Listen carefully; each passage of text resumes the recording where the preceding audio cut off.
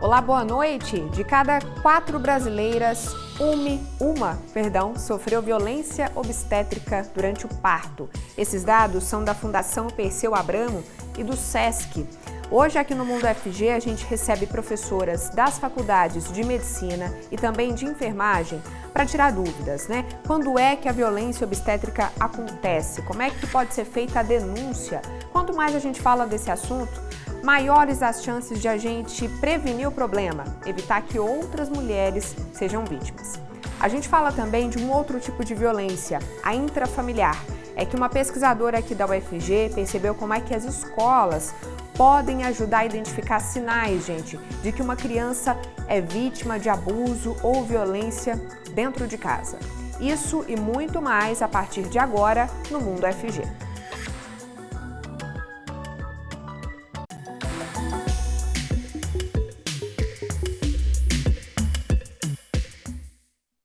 A minha autodescrição para o nosso público cego ou de baixa visão é de uma mulher de pele clara, cabelos castanhos escuros. Hoje eu estou usando um vestido longo com os tons de lilás, azul e verde com umas florzinhas estampadas. E o professor Diego Barbosa está aqui com a gente também, ele que é coordenador do Labitave. Bem-vindo, professor, está fazendo a interpretação para Libras. Ele é um homem de pele branca, tem cabelo curto de cor castanha, olhos castanhos e barba cheia. Ele usa uma camisa social preta. Pessoal, antes de apresentar para vocês as nossas convidadas para a gente falar desse tema tão importante, né, violência obstétrica, quero te convidar para seguir a TV UFG nas redes sociais. No @TV UFG você encontra a gente no Face, YouTube, Twitter, Instagram.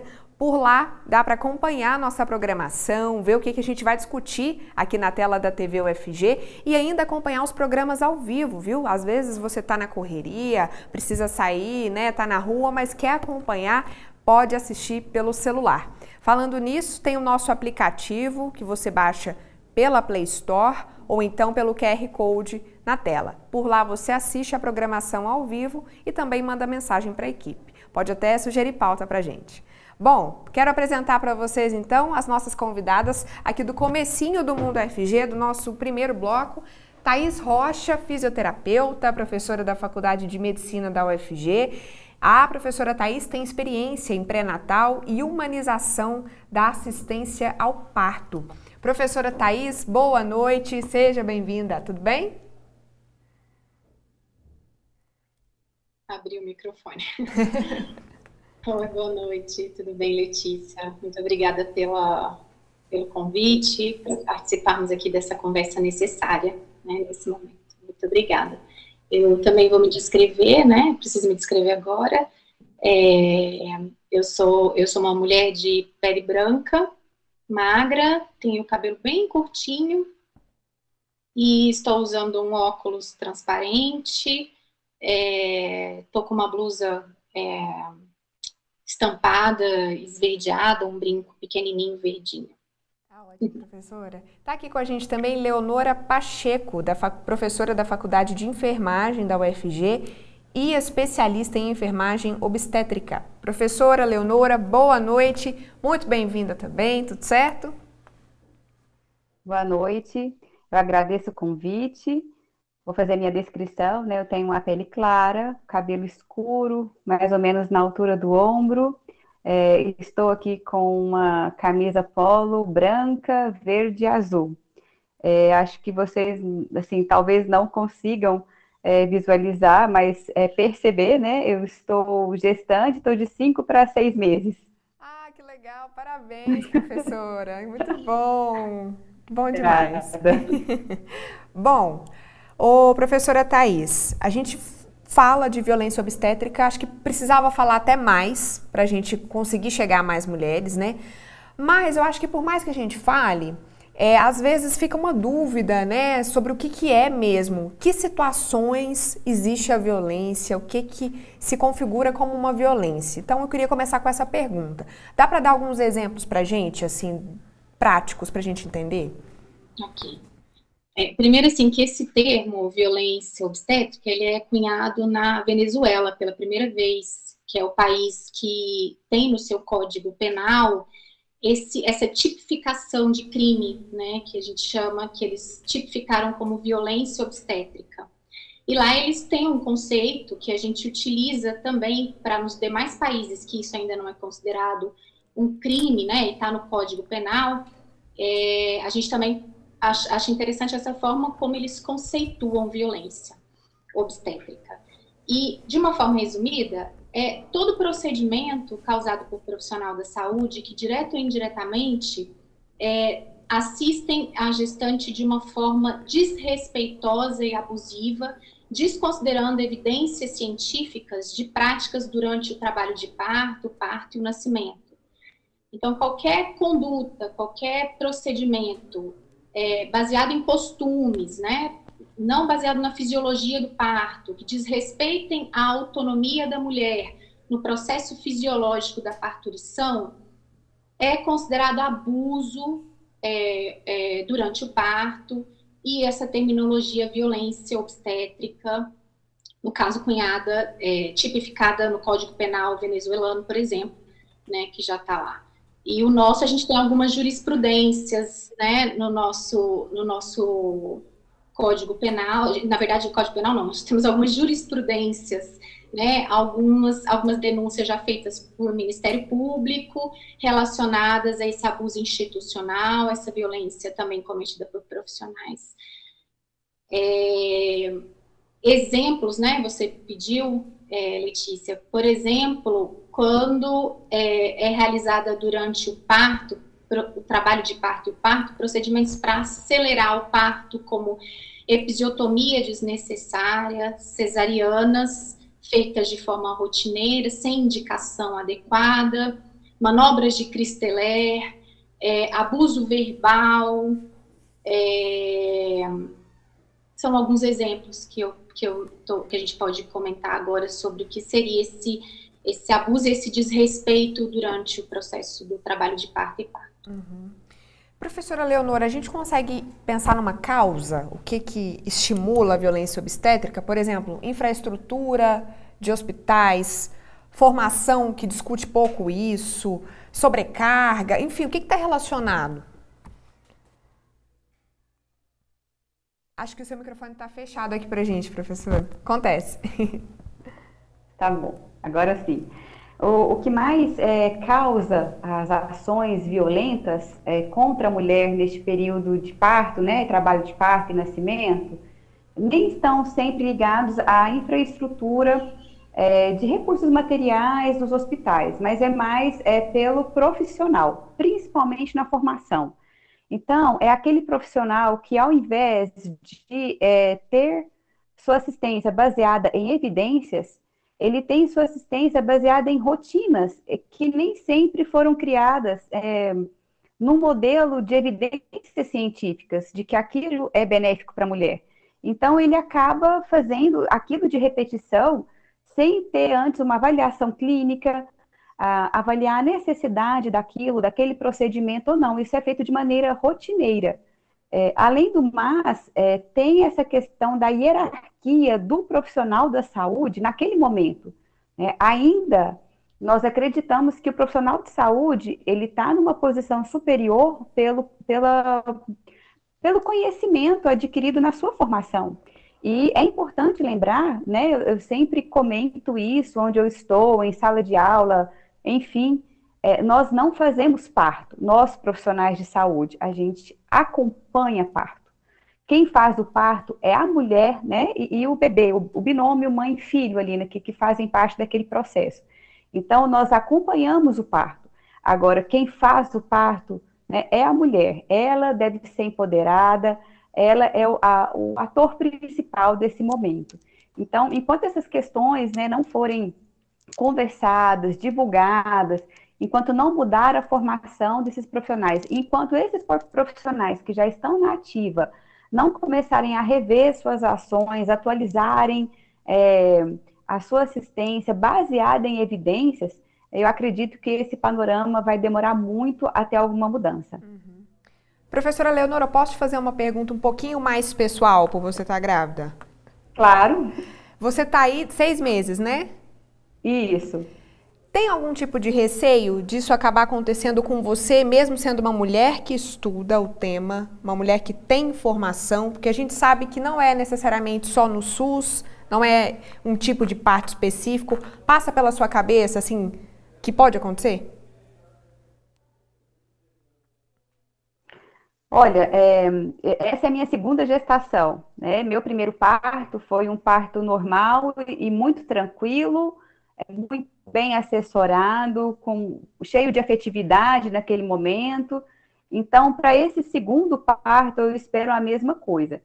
Então, para evitar, né, esse risco, tem a escolha dos profissionais, que é uma escolha dos profissionais que eu já conheço, talvez por ser enfermeira obstetra há um tempo e conhecer os profissionais que trabalham com isso.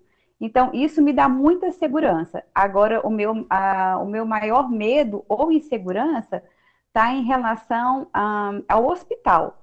Porque muitas vezes eu não sei a hora que vai acontecer, então eu não posso garantir ou conhecer que no momento do meu parto vai estar uma equipe toda escalada que eu conheça, né? Então, aqueles que estarão junto de mim, que é um médico obstetra e uma enfermeira obstetra, eu tenho plena segurança. Agora, os demais profissionais que estarão lá, claro que me causam um pouco assim de insegurança para aquele momento.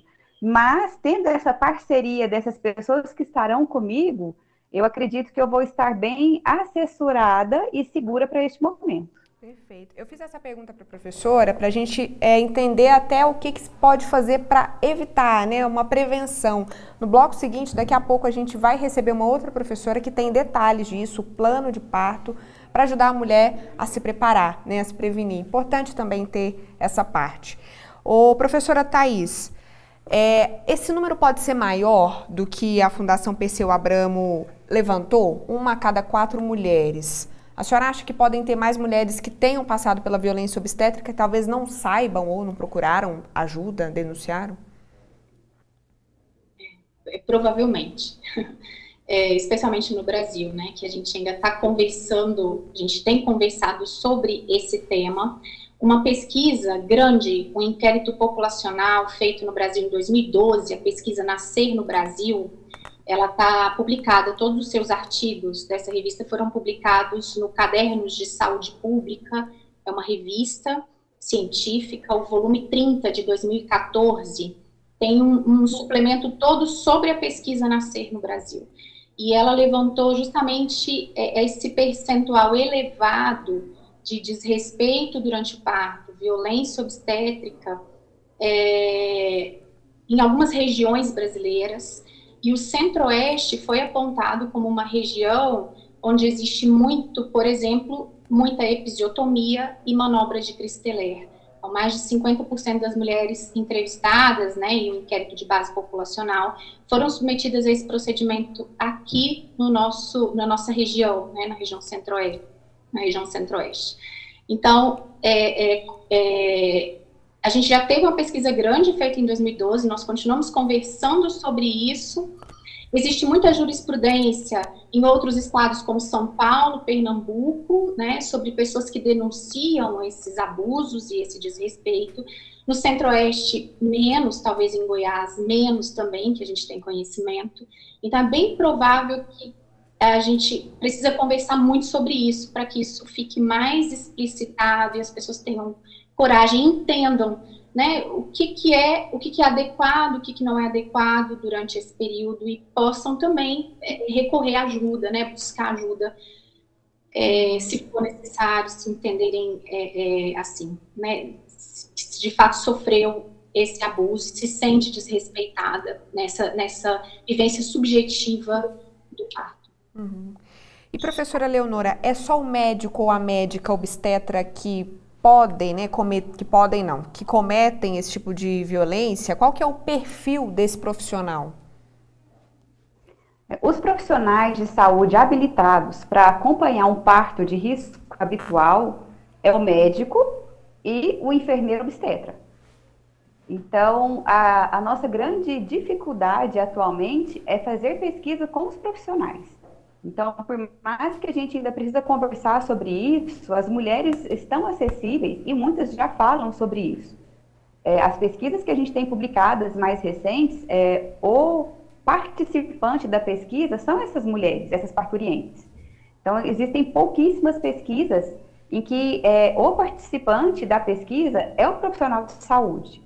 Então, deveria ser feitas mais pesquisas, tanto com os enfermeiros obstetras, quanto com os médicos, que são as categorias profissionais habilitadas e com competências para acompanhar o trabalho de parto normal. Então, acho que esse é um grande problema, né, assim, de dados mesmo, para a gente ter essa noção do que acontece, do que se passa, né, até da parte quantitativa, da quantidade de violências que é feita, dos motivos que levam os profissionais a fazer isso. Por que tem poucas pesquisas nessa área? Primeiro, porque o profissional ele pode recusar participar da pesquisa, e também são esses profissionais que são os gestores ou os gerentes do centro de partos, das maternidades. E o que a gente percebe, né, eu tenho experiência, isso já aconteceu com pesquisas, né, que nós tivemos o objetivo de tratar essa temática com essas pessoas, delas serem barradas ali antes mesmo de começarem, né, porque a gente sabe que antes de ter uma pesquisa, a gente passa por um comitê de ética, a gente pega uma declaração da unidade de saúde. Então, como essas pessoas são os gestores, naquele momento a pesquisa encerra, ali eles conseguem não dar assinatura ou aval para que essa pesquisa aconteça. Então, esse é um fator dificultador assim, extremo, né? E é importante ressaltar que a violência, o combate à violência obstétrica, ele não deve acontecer somente no momento do parto e trabalho de parto. Porque é um momento, assim, de dor, de ansiedade, de insegurança, mas principalmente no pré-natal. Então, isso tem que ser conversado com a mulher no pré-natal, para ela chegar a este momento já empoderada. Então, esse eu acho que é um grande diferencial, e eu acredito que vocês vão comentar, né? Você havia falado sobre o plano de parto, que é uma ferramenta muito importante para minimizar a violência obstétrica. Perfeito. Professora Leonora, muito obrigada, viu? Parabéns aí pelos seus estudos, pela atuação na área e muita saúde para você, para o bebê, para a família toda. Até a próxima. Eu que agradeço. Obrigada. Professora Thaís fica com a gente, ela está com a gente de volta daqui a pouco, você também, daqui a pouquinho a gente volta. Antes do intervalo, eu quero te convidar para saber um pouquinho mais sobre o trabalho do Hospital das Clínicas da UFG. Já que a gente está falando de saúde, né? O HC atende aí uma população goiana, até fora da região centro-oeste, de outras partes do Brasil, tudo pelo SUS. Que tal cuidar da sua saúde de forma gratuita no Hospital das Clínicas? Criado em 1962, o Hospital das Clínicas é uma instituição pública federal vinculada ao UFG. O atendimento é oferecido à população gratuitamente por meio do Sistema Único de Saúde, o SUS. Parte da equipe atuante no HC-UFG é constituída por estudantes de graduação e pós-graduação. Portanto, a instituição se enquadra não apenas nos eixos de ensino, pesquisa e extensão, mas também oferece atividades assistenciais na área da saúde. O Hospital das Clínicas fica localizado na 1ª Avenida, no setor leste universitário. Mais informações pelo telefone 3269-8200. Intervalo rapidinho, daqui a pouco a gente traz mais detalhes de como fazer um plano de parto e também como denunciar casos de violência obstétrica. Ainda hoje a gente fala também da violência intrafamiliar. As escolas podem ajudar a identificar sinais quando uma criança é vítima de abuso dentro de casa. Até já!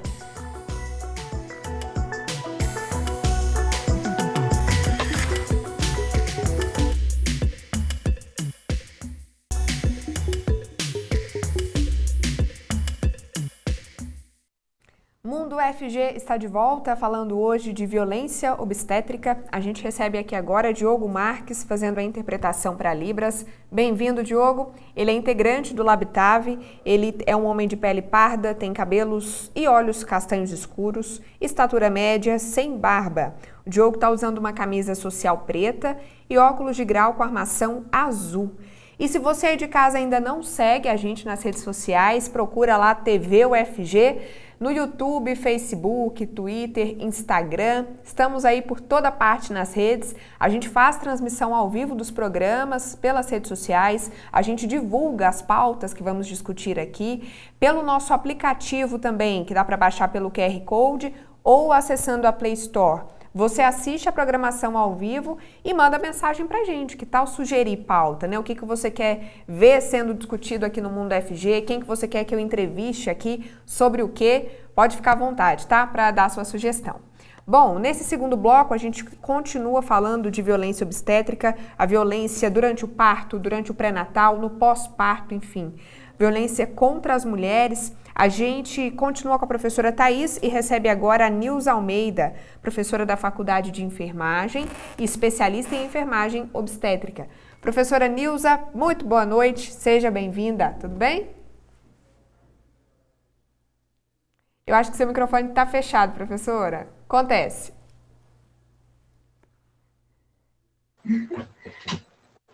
Boa noite. Boa noite, Thaís. Boa noite a todos, né, da TV UFG. Professora, muito obrigada pela oportunidade, né, de colaborar nessa entrevista. A gente que agradece. Eu queria te pedir a sua autodescrição para começar, por favor. Sim. Eu sou uma mulher de pele branca, cabelos castanhos, estou utilizando um óculos em massa de aro preto, tenho olhos castanhos, estou usando um batom avinhado e uma camisa com detalhes em cor vermelha, azul, verde e branco. Ótimo. Professora Nilza, para a mulher se precaver da violência obstétrica, uma das formas é fazendo um plano de parto. Explica para a gente o que é esse plano, o que tem nele. Sim, primeiramente, como você disse, é importante conceituar o parto, né? É um documento individual, de caráter legal, elaborado pela gestante e ou casal durante o pré-natal. Principalmente, hoje, nós encontramos essa elaboração em forma de carta escrita. E o plano de parto, ele foi idealizado na década de 80 por uma antropóloga social, ativista do parto natural, a Sheila Kitzer, dos Estados Unidos, e depois ele foi difundido internacionalmente. No nosso país, no Brasil, o plano de parto ele foi elucidado com a implantação da rede Cegonha, a partir de 2011. E com a sua inclusão entre os 10 passos da atenção pré-natal e também a garantia de um espaço para o seu registro na caderneta da gestante, que é, então, distribuída pelo Ministério da Saúde na rede do Sistema Único de Saúde. Então, neste documento, a gestante ela pode expressar os seus desejos e as suas expectativas para o seu parto e o nascimento do seu filho. Então, este documento, ele permite centralizar na gestante o direito ao consentimento informado e de decisão compartilhada sobre o processo parturitivo. Então, isso assim, é um ganho, né, imenso para a mulher. Isso quer dizer que o plano de parto individual é uma tecnologia leve, né, de educação e saúde. E também é um pré-requisito de garantir à gestante do respeito aos princípios bioéticos de autonomia, de beneficência e também de justiça. E também é uma estratégia educativa, né, que deve ser implementada no pré-natal e que pode reforçar nos profissionais de saúde a responsabilidade conjunta de atenção humanizada, com oferta de atendimento conforme o preconizado pelas políticas públicas para a mulher e nos regulamentos internacionais, federais, distritais, né? e para a garantia da qualidade e segurança tanto da mulher como do seu filho durante o parto e nascimento. E com isso, o plano de parto ele pode promover a redução de riscos e também da violência obstétrica. Uhum. E para além disso, pode garantir desfechos positivos, maternos e também fetal, como, por exemplo, redução da mortalidade, né, materna e neonatal. E, principalmente, a satisfação da mulher no processo parturitivo, que é algo que é de responsabilidade, né, de nós profissionais. Então, gostaria também de ressaltar que a melhor estratégia para prevenção de qualquer tipo de violência, especialmente obstétrica, sem dúvida, é a promoção do empoderamento da mulher, né, para o exercício da sua autonomia e de seus direitos, independente da fase do ciclo de vida em que ela se encontrar. Ótimo. Daqui a pouquinho a gente traz mais detalhes, então, do plano de parto. Ô, professora Thais, eu fiquei pensando, né, como é que a gente pode diferenciar uma intervenção médica de urgência, algo que o médico precisou fazer naquele momento, de uma violência? Ótimo. Ótima pergunta, Letícia, porque o que a gente está conversando aqui não é sobre a segurança e as medidas necessárias de segurança para garantir um parto, uma intervenção oportuna para garantir um parto sem o mínimo de morbidades e mortalidade materna e infantil. É fato que intervenções oportunas previnem problemas, previnem doenças e previnem mortes, né? Tanto de mães quanto de crianças. Nós estamos conversando aqui sobre intervenções para acelerar o processo de parturição, com o objetivo único de dar celeridade e de ignorar a fisiologia do parto e a autonomia da mulher durante esse processo. Então, nós estamos falando aqui de apropriação dos corpos femininos, né, do corpo da mulher, e de um poder por estar numa posição de profissional da saúde que se entende como aquele que faz o parto e não como aquele que conduz o parto, e que então toma providências para acelerar a fisiologia do parto, para dar celeridade, né, para acelerar no momento expulsivo uma episiotomia, que muitas vezes é desnecessária, ou agendar uma cesariana, para ter tempo para outras atividades, né?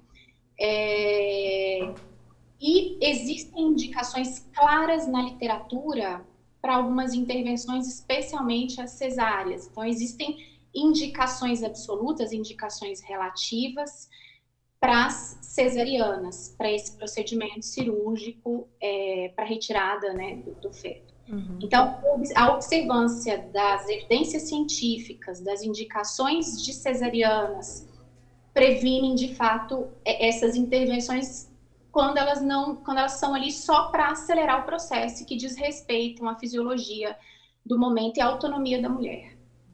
Certo. Ô, professora Nilza, para o plano de parto ele valer legalmente falando, o médico precisa assinar e o médico pode se recusar a assinar?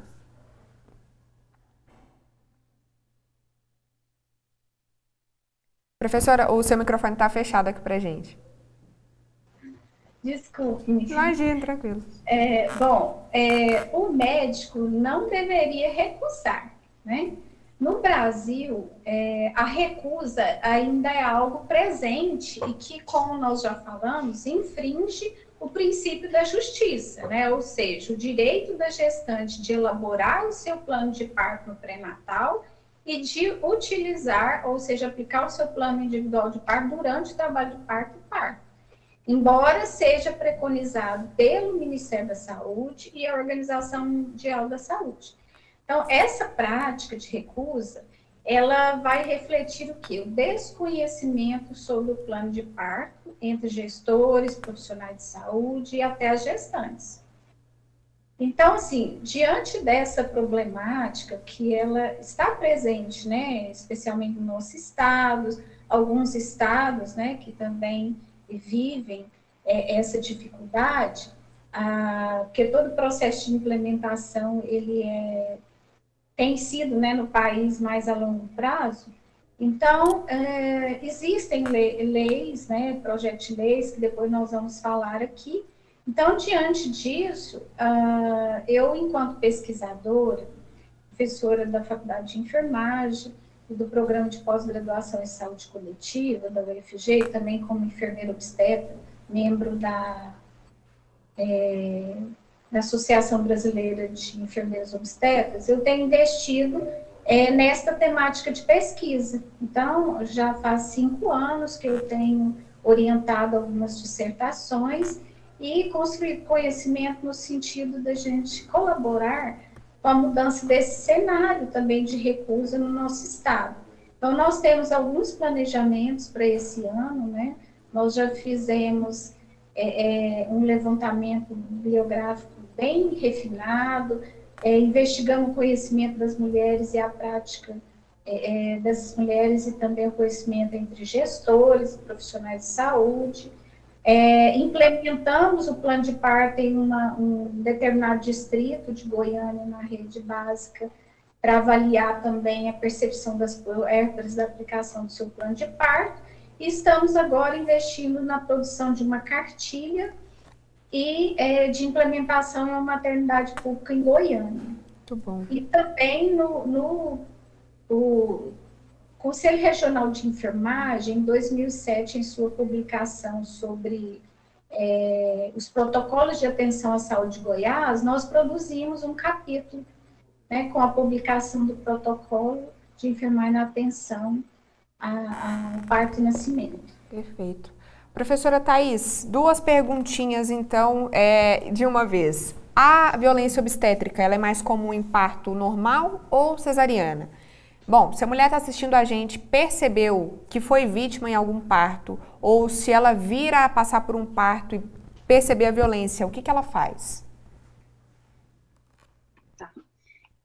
Letícia, lembrando que a gente está falando, então, de processo de parturição, né, de trabalho de parto e parto, e esse processo, ele pode culminar numa cesariana, se for necessário. Uhum. A cesariana também é uma intervenção, mas muitas que a gente espera que seja bem indicada, né?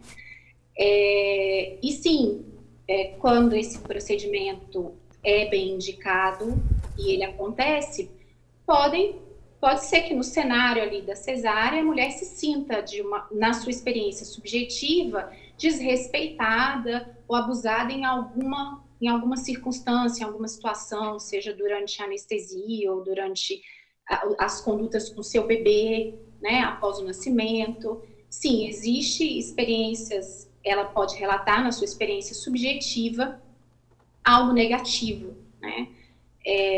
Também durante o procedimento da cesariana. No parto normal, sim, nós temos, quando ele caminha, né, para um parto normal sem a intervenção da cesariana, nós temos outras intervenções que caracterizam a violência obstétrica ou intervenções desnecessárias, como a gente está conversando. E é importante isso que a Nilza comentou sobre ações que a gente tem feito enquanto universidade, enquanto professoras pesquisadoras dessa temática. Eu, por exemplo, enquanto estive num projeto de extensão, uma oficina para gestantes, nós procuramos discutir sobre essa temática nas oficinas, nas unidades básicas de saúde, e conversar com elas sobre o parto, sobre a fisiologia do parto, sobre os seus direitos, sobre a autonomia que ela tem na condução, sobre o seu corpo. E isso, sim, a gente percebe que tem feito diferença também nessa questão de empoderamento, de observação das práticas profissionais, de aprimoramento das práticas. E, recentemente, nós produzimos um TC, até a professora Nilce esteve conosco na banca, em que a gente observou, através de uma classificação respaldada pela Organização Mundial da Saúde, a classificação de Robson, em grupos, em que a gente classifica mulheres, e essa classificação ela já está lá na Vigilância em Saúde, no site, no sistema de informação do SUS, no DataSUS. Então, a gente observou em algumas maternidades em Goiânia quais são os grupos de mulheres mais submetidas a intervenções, a cesariana, e ela já está lá, é uma informação que existe no DataSUS, e a gente tem levantado e tem visto algumas ainda intervenções e práticas de cesariana com uma incidência, com uma prevalência muito grande. Uhum. em grupos de baixo risco. Então, nós estamos falando de mulheres de baixo risco que não necessariamente precisariam dessa intervenção, né? Nós estamos falando de grupos de alto risco. Então, assim, a gente pesquisar, ver, conversar sobre, incluir as gestantes nesses projetos de extensão que a gente tem feito, a gente acredita que é uma forma, e o desafio que a professora Leonora colocou no bloco anterior, né, de trazer também os profissionais para essa conversa, para a gente entender do que se trata, porque alguns muitas vezes nem sabem do que se trata, ou se estão sendo desrespeitosos ou não, por se tratar de um costume, muitas vezes, né? Uma prática costumeira, né? E, professora Thaís, tem como denunciar a violência obstétrica? Então, sim, a gente tem visto que algumas defensorias públicas no Brasil e Ministério Público, por exemplo, o Ministério Público de São Paulo, o Ministério Público de Pernambuco e a Defensoria Pública de São Paulo e o Ministério Público do Rio Grande do Sul desenvolveram cartilhas, né, elas estão disponíveis na internet, cartilhas explicando sobre violência obstétrica, sobre os níveis de violência institucional, os vários tipos de violência que são tipificadas até num dossiê da rede Parto do Princípio, e ela conta, fala, explica nessas cartilhas para as mulheres do que se trata e coloca telefones, endereços para denúncia. Então, tanto algumas defensorias públicas quanto o Ministério Público recebem, sim, essa denúncia e explicam até como fazerem nessas cartilhas que a gente observa, que elas já estão divulgadas na rede. Tá ótimo. Professora Nilza, o nosso tempo está quase acabando mesmo, mas eu queria rapidamente que a senhora pudesse falar para a gente o que tem hoje na legislação ou que está encaminhando para se ter na violência obstétrica. Sim.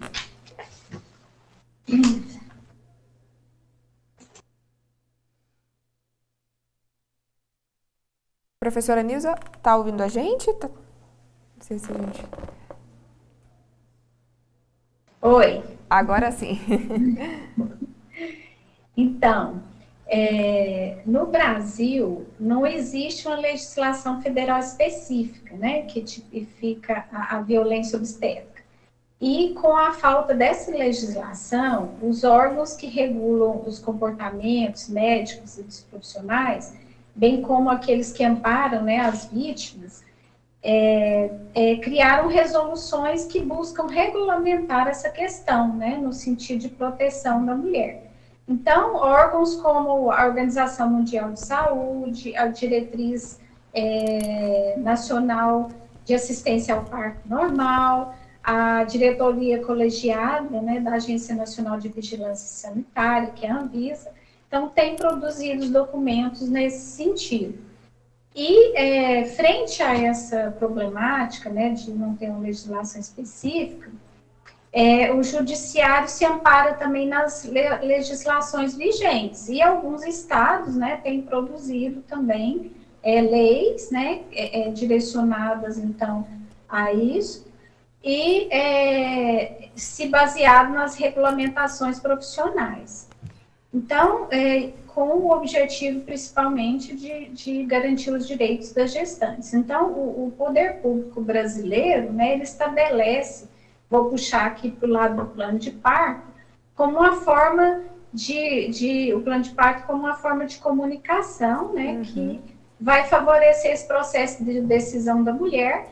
E quando ela, como você havia colocado anteriormente, durante o pré-natal, ela tem a oportunidade, né, de, orientada pelos profissionais de saúde, especialmente na rede SUS, né, pelo enfermeiro e o médico, na elaboração do plano de parto. Durante o pré-natal, ela vai ter orientações como sobre o desenvolvimento da gravidez, preparo para o parto, e conhecer as boas práticas de atenção, né, que entre elas a Thaís falou aí daquilo que pode configurar uma violência obstétrica. No caso, entre as práticas de atenção, ela ter a oportunidade de receber os métodos não farmacológicos, né, de redução de dor do parto, por exemplo. Então, o país tem alguns projetos de leis sobre o plano de parto com esse foco de redução da violência obstétrica.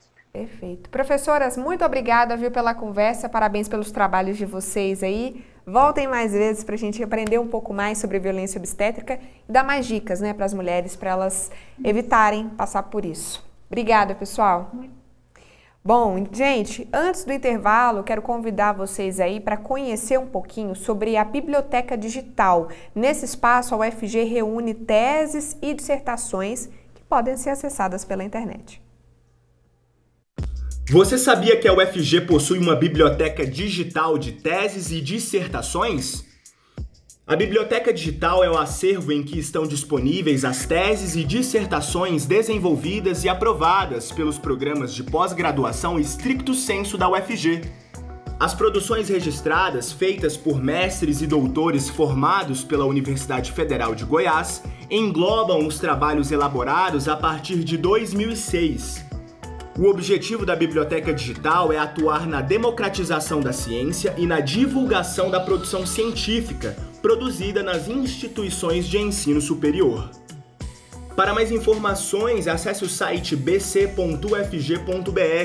ou repositório.bc.ufg.br/TED. Intervalo bem rapidinho, não sai daí não. Daqui a pouco a gente vai falar sobre violência intrafamiliar, violência contra as crianças. Até já.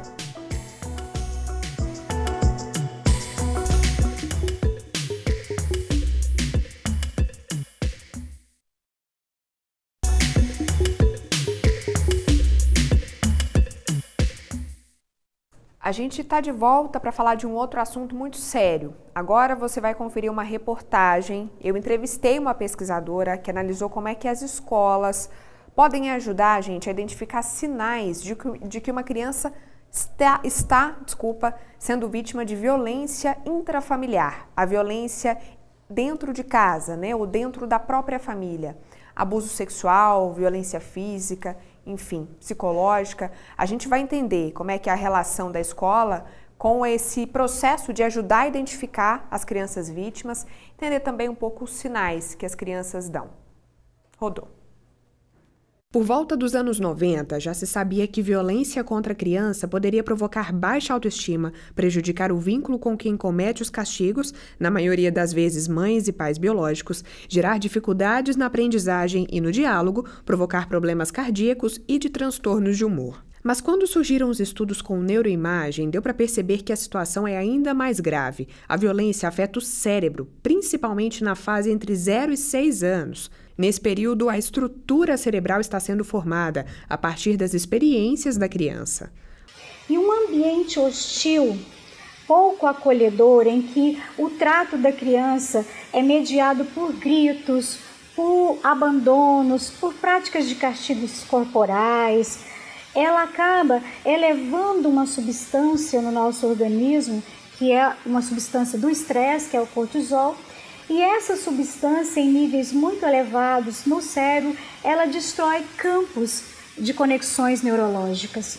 Então, a criança que poderia ter ali conexões importantes, bem construídas, ela perde.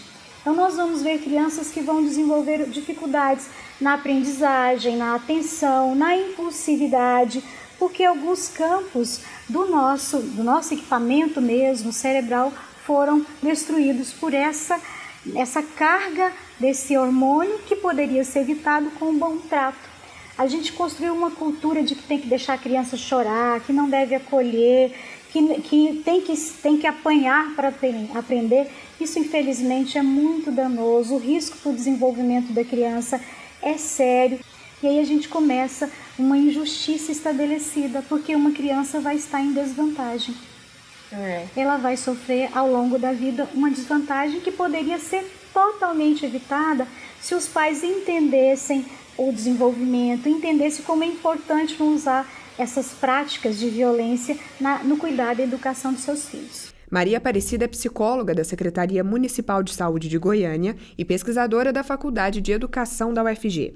Ela investiga como a escola pode ajudar a identificar algum tipo de violência contra a criança. Eu comecei atendendo vítimas de violência ali na unidade de saúde ou num CAPS. Depois do conselho tutelar, quem mais encaminhava eram os professores, os profissionais da educação.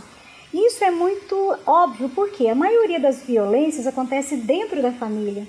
E é no espaço da escola que a criança tem um contraponto e que constrói vínculos de confiança. A maioria dos meus pacientes, eles tinham uma imagem muito positiva da escola. É ali que a criança pode falar, é ali que a criança percebe que nem todas as crianças são educadas do mesmo jeito que ela está sendo educada. E é onde ela confia e leva a denúncia. Então, a escola, ela consegue capturar ou diagnosticar muito mais cedo uma situação de violência do que a saúde, porque a escola está lá todos os dias com a criança e ela vê a mudança de comportamento. E é muito importante. Um dos fatores de proteção para possíveis sequelas futuras é o diagnóstico precoce. E a escola tem condições de fazer esse encaminhamento, de perceber as mudanças e pedir ajuda à rede de proteção. Como preparar e formar os profissionais que estão na escola para conseguirem ajudar nisso? Infelizmente, ao entrevistar os professores, a gente observou que eles têm muito pouco subsídio na sua formação, seja na formação ali da graduação ou na formação permanente, que capacite eles para entender aquela violência, perceber o que é, o que não é, ou seja, um caso grave de violência física, de violência psicológica, uma situação de violência sexual. Tanto ele precisa entender como a violência foi naturalizada dentro dele, como ele precisa entender como que historicamente essa prática foi naturalizada. Estudos científicos mostram que essa violência é herança lá da época em que jesuítas europeus vieram ao Brasil com a ideia de catequizar os índios. Além de, nas escolas, aplicar os castigos físicos, eles também obrigavam as famílias indígenas a castigar os filhos da mesma forma. Por outro lado, foi também na escola, séculos depois, que os castigos físicos começaram a ser deixados de lado, quando a palmatória ou colocar a criança ajoelhada no milho foram proibidas, por exemplo. Então a gente precisa trazer todo esse arcabouço que a gente construiu na educação formal, na lida do mundo público, porque a gente não sai batendo no empregado, a gente não sai humilhando uma outra pessoa, trazer isso para um ambiente privado, e a criança merece a elegância, o bom trato no seu cuidado dentro da família. Todo esse processo de naturalização da violência acontece numa lógica, ou seja, nós recebemos toda uma carga de violência, ou seja, nós somos brutalizados. Para nos acostumar com essa dor, a gente forma mecanismos de defesa e a gente naturaliza isso se embrutecendo. Então, se essa dinâmica, a gente tem que recorrer a quê? Aí a minha tese, para nós nos desembrutecermos, nós precisamos identificar a parte sensível dentro da gente, que consegue ter empatia com a criança e ver como é que a gente se sentia quando nós éramos criança, para imaginar uma forma possível de educar que não seja essa que traz tantos danos.